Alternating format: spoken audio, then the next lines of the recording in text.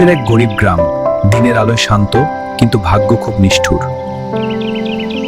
এই ছেলেটার নাম হাল্ক, গরিব কিন্তু ভেতরে আগুন। হাল্ক একা না, তার পাশে আছে কেসারি। এই গ্রামে একজন আছে, ভেনম জমিদার। আজ টাকা না দিলে সব শেষ। আমরা গরিব কিন্তু চোর না। ওকে মারবেন না।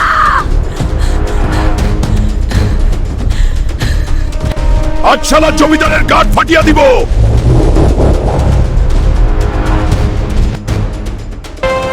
এই রাজিয়ারা দাম দিতে হবে। হাল্ক আর কেসারি দুজন একসাথে। ভাই, হাল্ককে যদি ভালোবাসো প্লিজ লাইক করো, শেয়ার করো আর কমেন্টে জানাও।